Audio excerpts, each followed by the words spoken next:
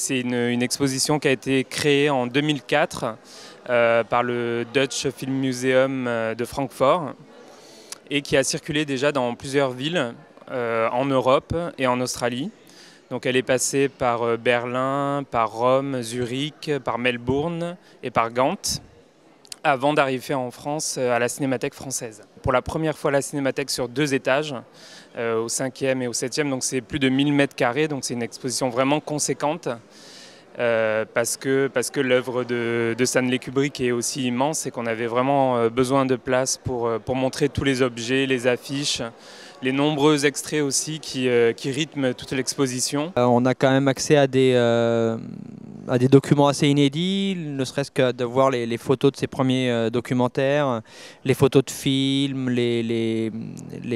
tous les scénarios qui ont été aussi rédigés de sa main. Elle mélange assez astucieusement des éléments sonores, des extraits de films, des photos, des maquettes.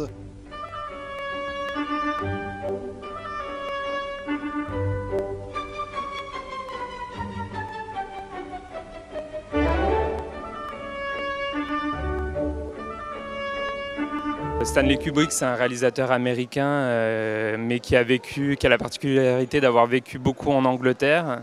Et ce qui est incroyable, c'est que la France a vraiment un amour énorme pour ce réalisateur. Il n'a fait que 13 films, mais comme on l'a vu, ces films, c'est beaucoup de préparation. C'est d'abord un travail de précision extraordinaire.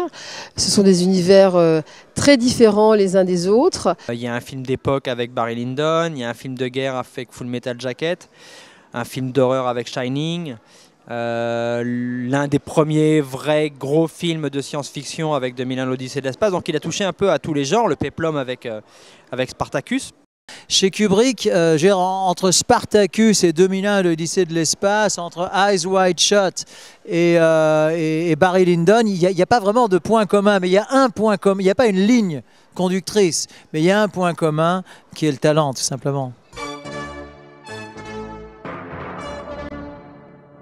La Cinémathèque française a besoin de ressources propres et Groupama est là aussi pour financer nos activités et notamment les expositions. En fait, nous nous sommes engagés aux côtés de la Cinémathèque pour 5 ans, effectivement à partir d'octobre 2010, parce qu'en fait la Cinémathèque est un peu à l'origine de la création de la fondation Groupama Gane pour le cinéma. En fait, lors de la création de la fondation, c'est Costa Gavras, qui était déjà président de la Cinémathèque à l'époque, qui était venu voir le président du GAN à ce moment-là, pour l'inviter à être partenaire de la Cinémathèque, parce qu'il avait effectivement besoin de quelques subsides. Depuis lors, il y a eu des liens très très forts entre la Cinémathèque et la Fondation.